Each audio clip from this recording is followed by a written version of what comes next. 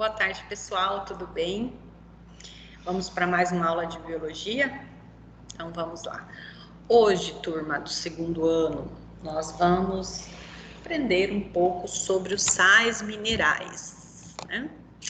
E também as doenças relacionadas à falta ou ao excesso desses sais minerais no nosso organismo, certo?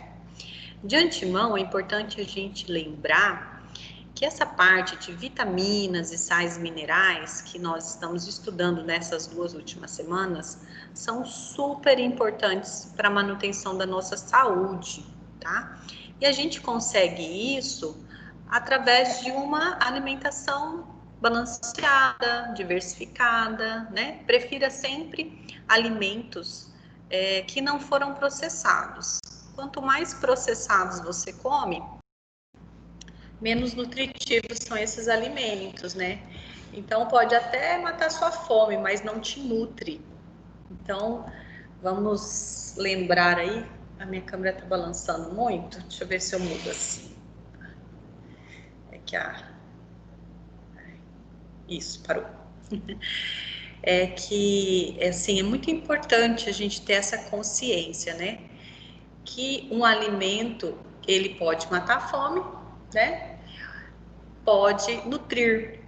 E alguns fazem as duas coisas. Então, quanto mais natural, mais fresco for o alimento, melhor, tá? Vamos dizer que essa é a dica top, a dica de ouro, certo, pessoal? Então, eu vou compartilhar a tela aqui com vocês e a gente vai trabalhar a nossa apostila. Vamos lá, ó, bloco 5.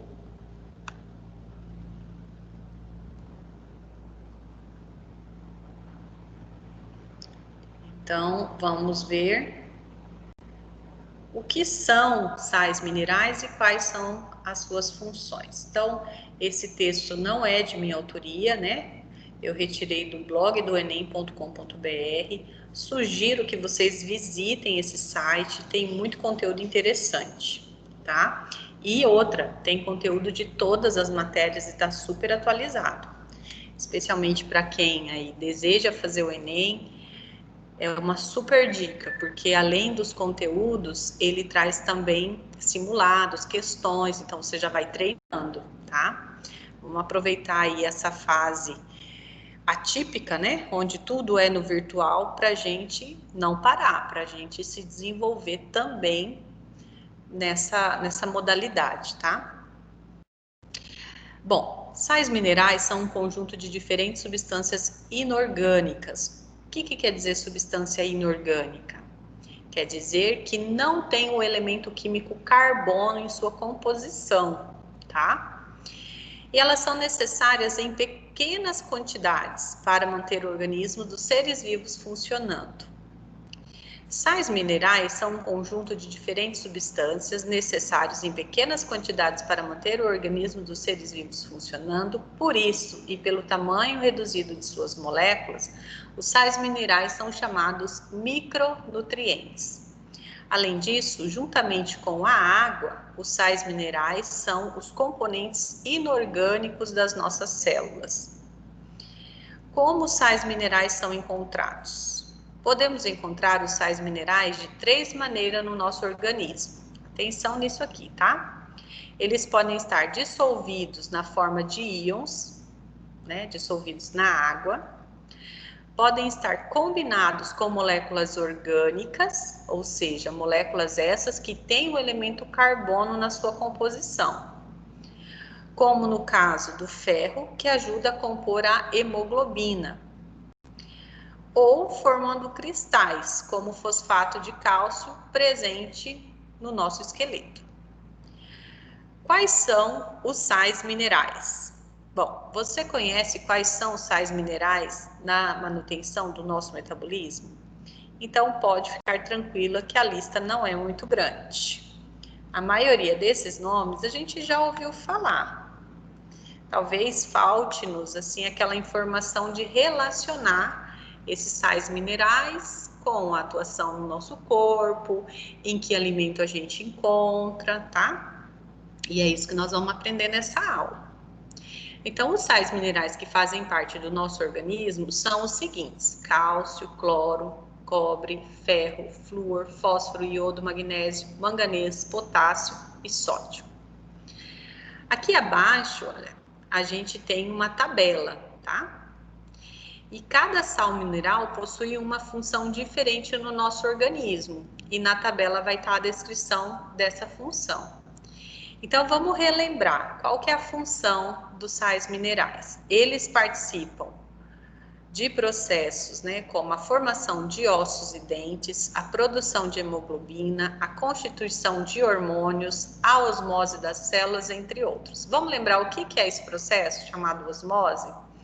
Osmose é um tipo de passagem onde a água vai de um meio menos concentrado para o lugar mais concentrado.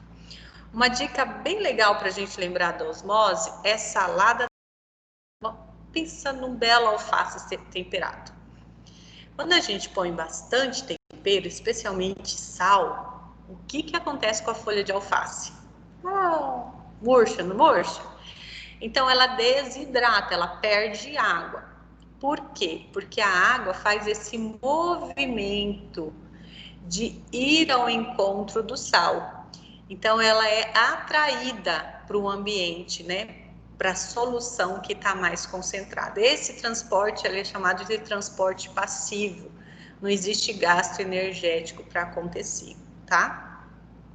Vamos aprender então um pouco sobre cada um desses sais minerais. Vamos começar com o cálcio. O cálcio ajuda a formar o esqueleto e atua na contração muscular, assim como na coagulação sanguínea e no funcionamento do sistema nervoso. Onde é que são encontrados? Em que alimentos são encontrados o cálcio? O cálcio está presente no leite, em seus derivados e em hortaliças com folhas verdes. Especialmente, gente, as verdes escuras, tá? Como o brócolis e o espinafre. Vai prestando atenção aí na sua dieta, vai lembrando o que você tem comido nas últimas 2 semanas, se você conseguiu incorporar algum desses alimentos. E pode ser que de início pareça assim, poxa, professora, mas, né, brócolis não é uma salada tão acessível, realmente. Às vezes o brócolis está no preço de carne, né? Ou atualmente no preço do arroz, né? Então, realmente não é um vegetal que é tranquilo para você adquirir. Mas existem vegetais verdes escuros que você pode plantar na sua casa, né? Como rúcula, almeirão, esses vegetais pegam tão facinho. Então, se você tem um espacinho na sua casa, torne esse espaço produtivo, né? Eu posso dar várias dicas de como fazer uma horta em casa, eu acho super bacana, além de ser extremamente terapêutico. E aí a gente vai estudando a parte de fisiologia humana e vai entendendo como a alimentação é importante, né? Já diziam as pessoas mais velhas, a saúde entra pela boca. E é verdade, né? Vamos aprender um pouco agora sobre o cloro. O cloro age juntamente com o sódio para equilibrar a quantidade de líquidos em nosso corpo. Além disso, atua também no funcionamento dos nervos e da membrana celular. O cloro é encontrado combinado com o sódio no sal de cozinha, né? O NaCl, assim como na água tratada. Por que eu falei NaCl? Na quer dizer sódio, Cl quer dizer cloro, tá? Então, NaCl é o cloreto de sódio. Então, isso é para mostrar que esse sal que a gente consome, ele é uma combinação de 2 elementos químicos, o Na, né, que é o símbolo do sódio, e o Cl, que é o símbolo do cloro, tá? Muito bem, vamos falar agora do cobre. O cobre participa da produção da hemoglobina. Hemoglobina é esse pigmento vermelho do seu sangue. É o que dá a cor vermelha ao sangue. E a hemoglobina tem uma função estratégica no nosso corpo, porque é essa substância que carrega o oxigênio até os tecidos. Então, essa respiração que você faz, você traz o gás oxigênio, né, na forma gasosa, e esse gás penetra através dos alvéolos pulmonares na sua corrente sanguínea. E como que ela faz isso? Através da captura da hemoglobina. A hemoglobina captura esse gás oxigênio e se espalha, vai levando esse gás oxigênio até as células. Dentro das nossas células, esse oxigênio vai permitir a respiração celular, que acontece onde? Na mitocôndria. A respiração celular é o processo de quebra de energia, onde, na presença do oxigênio, né, uma molécula de glicose é quebrada. Então, a gente fala que é a oxidação da glicose. Quando a glicose é quebrada, ela libera energia bioquímica na forma de ATP.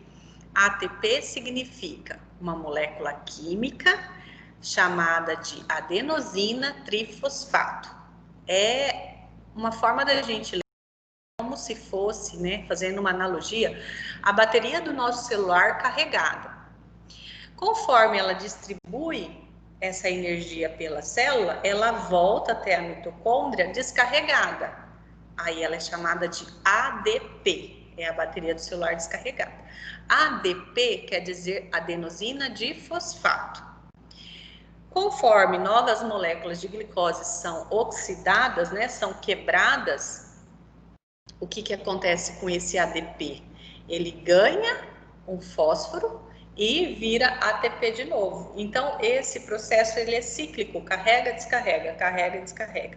E essa energia que é carregada nessa molécula química, ela é vital, quer dizer, ela é de extrema importância para todos os processos químicos, para todos os processos metabólicos dentro da célula e, por conseguinte, no organismo inteiro, né?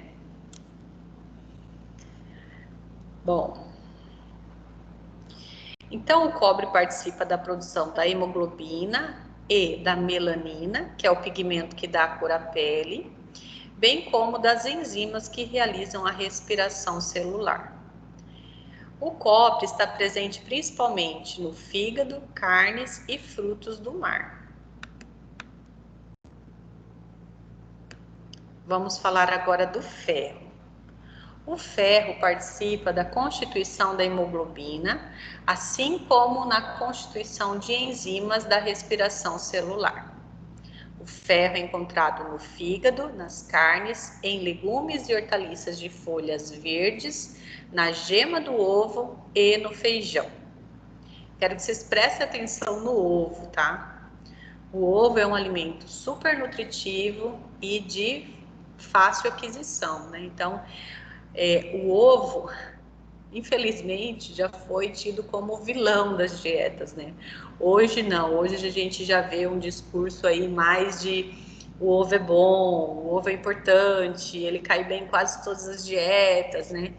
Então, o que eu quero destacar aqui, que independente das modinhas, né, da fama passageira de certa teoria nutricional ou de outra, o ovo é um alimento importante. Coma ovo, se você gosta, né? Se isso está dentro do que você julga necessário na sua dieta, por favor, consuma mais ovos durante a semana. E de preferência, uma preparação que mantenham as substâncias nutritivas do ovo, né? Então, assim, tem muitas maneiras de preparo do ovo, mas eu acredito que uma das maneiras mais saudáveis, rápidas e que você não precisa ser um gênio da cozinha é o ovo cozido, né? Então, vamos consumir mais ovo cozido. Vamos falar do flúor agora. O flúor atua na formação dos ossos e dentes. O flúor é encontrado acrescentado à água tratada e também está presente em peixes. Na nossa cidade a gente tem uma oferta de peixes muito grande, né? tanto de piscicultura, né, peixes de tanque, quanto de peixes do rio. Mas, infelizmente, o peixe não é uma carne muito barata. Então, para quem não está com uma relação próxima a quem tem tanque ou quem tem uma propriedade que tenha um rio, acaba ficando um pouco assim, dependente do comércio do peixe, né?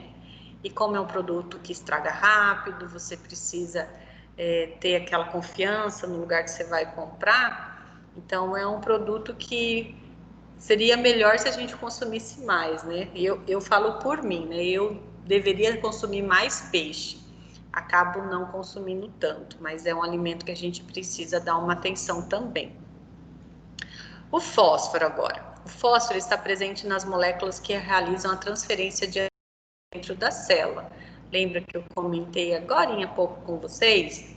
Aquela analogia que eu fiz da bateria do celular carregada ou descarregada? É isso aqui, ó, essa molécula, ATP, adenosina trifosfato, e ADP, adenosina disfosfato. Celular carregado, celular descarregado. E também nos ácidos nucleicos.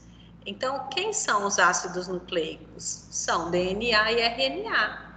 Tá? Então, olha, o fósforo, ele é super importante, um sal mineral que ajuda a compor o nosso material genético. O fósforo está presente nas carnes, olha lá, ovo, feijão, ervilha, leite e derivados. Agora vamos falar do iodo. O iodo faz parte dos hormônios da tireoide, que controlam o metabolismo. O iodo é encontrado juntamente com o sal de cozinha, mas naturalmente ele não é encontrado, né? Então o governo fez o quê? A Anvisa pediu, né, orientou, solicitou, né, que sempre fosse comercializado sal iodado, para que a população não desenvolvesse problemas, né? Além do sal de cozinha, o iodo também é encontrado em peixes e frutos do mar. E o magnésio? O magnésio compõe a clorofila, que é o pigmento verde das plantas, né? Que é através da excitação da clorofila que acontece a fotossíntese nas plantas, algas, e atua em inúmeras reações químicas juntamente com as enzimas. O magnésio é encontrado em hortaliças de folhas verdes, cereais, carnes, ovos, feijão e soja. E o manganês? O manganês ajuda a regular diversas reações químicas em nosso organismo. O manganês é encontrado em frutas, hortaliças e cereais. Tá acabando, hein? Potássio. Potássio age juntamente com o sódio no equilíbrio de líquidos e no funcionamento dos nervos e da membrana celular. O potássio é encontrado em frutas, verduras, feijão e cereais. E o sódio? O sódio, assim como o potássio, age no equilíbrio osmótico do organismo e no funcionamento dos nervos e membranas celulares. O sódio é encontrado no sal de cozinha. Vamos falar agora das doenças causadas pela falta e pelo excesso de sais minerais. Mais uma vez, eu retirei essas informações do blog do enem.com.br. Então, fica a dica para vocês navegarem e explorarem esse site incrível. Vamos lá. Pressão alta, bócio e anemia. Revise as principais doenças causadas pela falta ou pelo excesso de sais minerais. Esse conteúdo é importante para provas de biologia no Enem e importante também para a vida, né? Eu sei que muitos aqui desejam seguir sua carreira profissional, estudando, mas outros não têm essa vontade de seguir estudando, de repente preferem desenvolver atividades de empreendedorismo, então vai para uma linha mais técnica, né? Mas continua estudando, mas com um certo foco diferente. Então, independente do que você almeja para o teu futuro, né? enquanto profissional, é interessante você saber esse conteúdo para a tua vida, né? E para a vida daqueles que estão à sua volta, especialmente se é você que faz a comida na sua casa, né? Ou no seu círculo de amigos. É sempre importante a gente, lembrando, fazer boas escolhas nutricionais. Para funcionar corretamente, nosso organismo precisa de quantidades adequadas de nutrientes diariamente. Se um desequilíbrio ou carência em sais minerais se consolidar, doenças podem aparecer. Quando ingerimos determinados nutrientes em excesso ou em quantidades menores do que as necessárias, podemos apresentar sintomas e doenças que podem prejudicar seriamente nossa saúde, como, dá 3 exemplos, tá? Pressão alta, bócio e anemia. Aqui a gente está vendo uma célula, tá, chamada hemácia, que é o glóbulo vermelho. Então, aqui a gente vê uma hemácia saudável, formato de disco, lembra uma pizza com borda de catupiry, né? Olha a minha analogia, eu acabando de falar para você fazer boas escolhas. Dá para ver que eu não sou exemplo, né? Eu também preciso aprender isso que eu estou ensinando. Mas, enfim, brincadeiras à parte. Então, quero mostrar aqui uma hemácia saudável e aqui uma hemácia que tem uma má formação genética, tá? Esse aqui é um exemplo de anemia falciforme. É uma anemia que deixa a hemácia no formato de foice. E com um formato diferenciado, né, reduzido, ela também tem a sua função biológica mudada, alterada, reduzida, tá? Anemia, este é um nome genérico que damos para a baixa concentração de hemoglobina em nosso organismo. A anemia pode ser aguda, perda rápida e excessiva de hemoglobina, como em acidentes ou em cirurgias, né, quando você perde muito sangue, ou crônica, que dura muito tempo. Esta doença pode ser hereditária, como a anemia falciforme, caracterizada por um gene recessivo, ou ainda adquirida, como a que ocorre por deficiência nutricional. Veja na imagem ao lado as hemácias normais à esquerda e as hemácias deformadas pela anemia falciforme à direita. Como estamos falando de doenças ocasionadas pela má nutrição, vamos focar em um tipo de anemia muito comum, a anemia ferropriva. Ferropriva, eu não sei se a pronúncia está correta, tá? Ferropriva, acho que está certo. Ocasionada pela baixa ingestão de ferro na alimentação. Esse tipo de anemia, caracterizada pela baixa quantidade de hemoglobina, causa cansaço, palidez, tontura, sonolência e falta de ar. Esses sintomas se devem principalmente à falta de hemoglobina, proteína que transporta o oxigênio. Lembra que eu comentei agora há pouco sobre a função dessa hemoglobina? A falta dela diminui, então, o transporte do gás oxigênio, O2, essencial para a produção de energia pelas células. Para tratar a anemia ferropriva, o anêmico pode adotar uma alimentação adequada, com alimentos ricos em ferro, e, caso necessário, tomar complementos alimentares. Agora vamos falar da pressão alta ou da hipertensão. Infelizmente, uma doença que acomete muitas pessoas. Você tem pressão alta? Você conhece alguém que tem pressão alta? A pressão alta é uma doença silenciosa que atinge cerca de 20% da população brasileira e mais da metade da população acima dos 65 anos. Ela pode ser causada por uma série de fatores, como excesso de peso, propensão genética, uso de tabaco e bebidas alcoólicas e consumo de sais minerais em excesso, principalmente o sódio. Esta última causa é uma das mais importantes atualmente, uma vez que sais minerais como o sódio estão presentes em grande quantidade em alimentos industrializados com função conservante. Vocês já ouviram falar da carne de sol? O que o sal faz nessa carne? Lembra que eu falei da osmose? A carne, ela tem aquela textura porque ela tá com bastante água na sua composição. Quando você joga sal em volta da carne, o sal puxa a água. Por quê? Porque existe esse transporte passivo que eu comentei com vocês, que é a osmose, que atrai as moléculas de água para onde a concentração de solutos é maior, nesse caso, a parte externa. E aí, o que a carne faz? Ela enxuga, né? Então, o sal, o açúcar, eles são usados na indústria como conservantes. Por quê? Porque desidrata o alimento. E isso faz com que diminua muito a incidência de agentes que podem estragar aquele alimento, como fungos e bactérias, tá? O sódio, assim como outros sais minerais em grande concentração no sangue, dispara a osmose das células, empurrando grande quantidade de água em direção aos vasos sanguíneos, visando igualar a concentração de sais dentro e fora das células.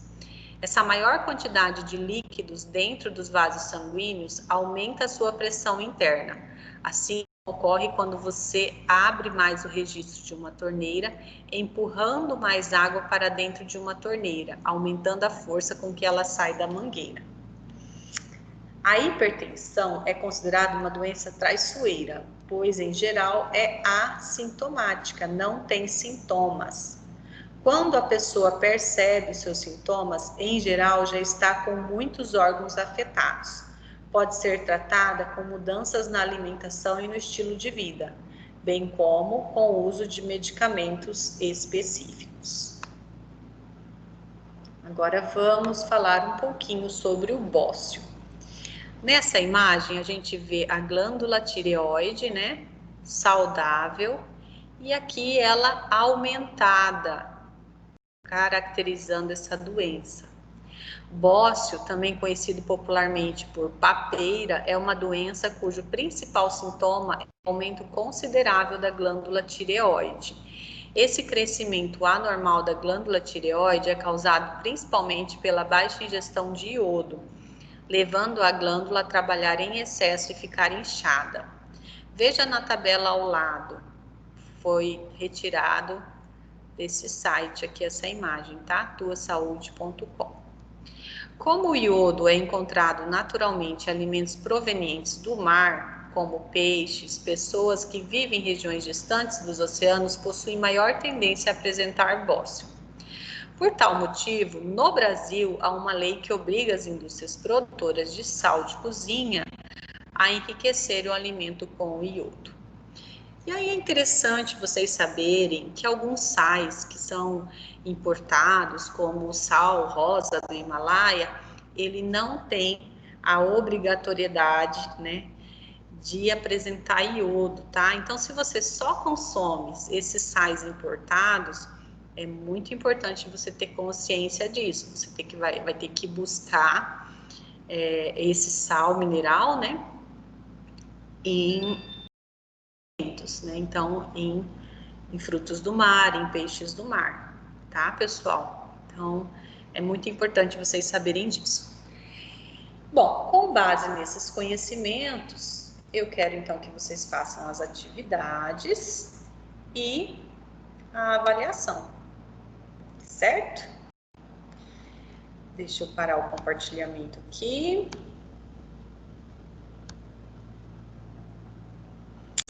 Então é isso, pessoal. Muito obrigada pela sua companhia, pela sua presença.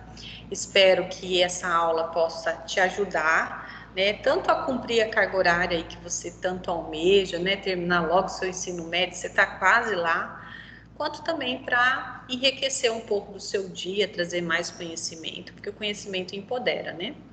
Então, um beijo para vocês, fiquem com Deus e até a próxima aula.